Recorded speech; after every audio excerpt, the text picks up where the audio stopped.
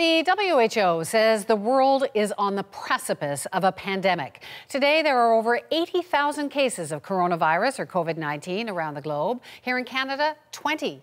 Now, as health officials scramble to prevent the spread, they're warning about what they call an infodemic, confusing information spreading faster than the virus itself.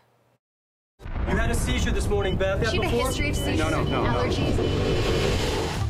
Gwyneth Paltrow isn't taking any chances. The star of 2011's Contagion posted a photo of herself wearing a face mask, writing on Instagram, en route to Paris, paranoid, prudent, panicked, placid, pandemic, propaganda. I've already been in this movie. One of her followers replied, "You just influenced me again. Mask purchased. Who knows?" Kate Hudson, Selena Gomez, and Bella Hadid also posted mask selfies, even though masks aren't recommended for healthy people unless they're caring for the sick. WHO only recommends the use of masks in specific cases. If you have cough, fever, and difficulty breathing, you should wear a mask and seek medical care. Since the virus hit, the World Health Organization has been in regular contact with social media influencers and big tech companies, even traveling to Silicon Valley to meet with Facebook and dozens of other big tech companies, all in a bid to stop misinformation that it says is spreading faster than the virus.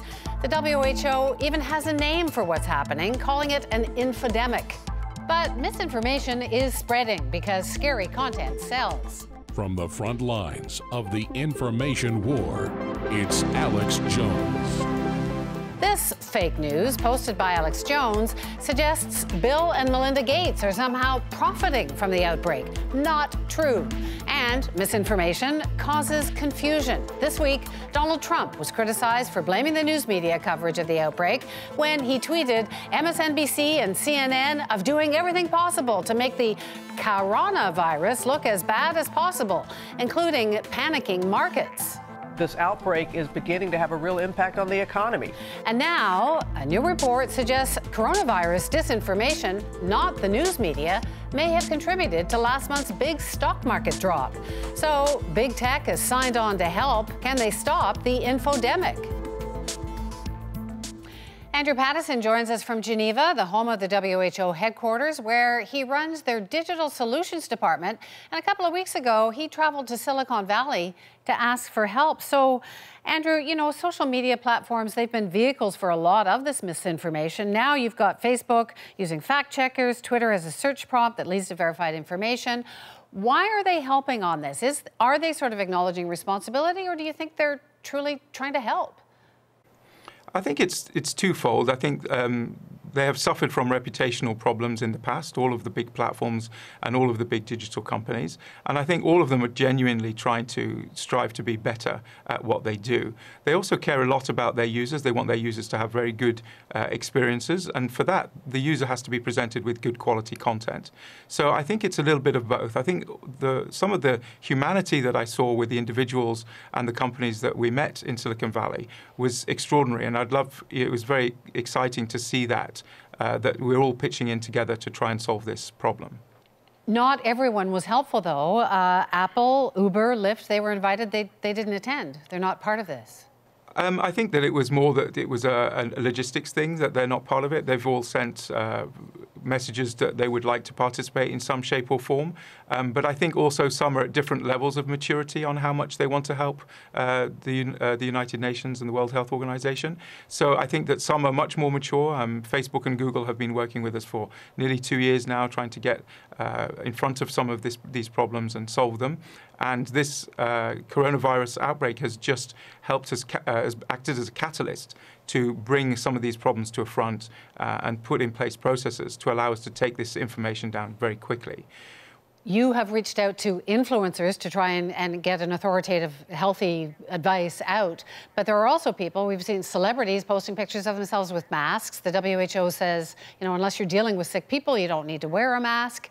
Like, how big a problem is that?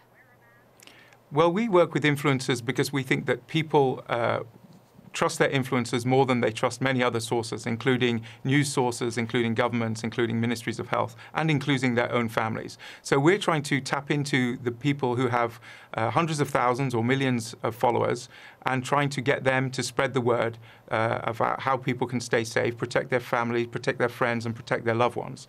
So we're trying to tap into the influencers who give positive energy and positive messages on their own will. And we think that people who are genuine about trying to help us in their cause are going to sound a lot more genuine, and their followers are going to believe them a lot better. There's still a lot of confusing information, competing information out there. People are confused. Is it too late? No, I don't believe so. I believe there is still a lot of information out there that is wrong. Some of it's maliciously wrong, and we don't understand why some people would do that. But some of it is just people trying to do good, but spreading misinformation. And everyone can play their part in this. If something seems a bit weird, then just check it and make sure that that the facts are right before you share it. Likewise, you can also interact on all of these platforms. If you like something, if you share it, if you make a comment, that's called an interaction. All of these interactions will increase the way things are spread on these platforms. So the more interactions they have, the more viral they become. And what we need to do is, if this content is dubious, then don't interact with it. Andrew Pattison with the WHO in Geneva. Thank you, Andrew. Thank you very much. Have a good day.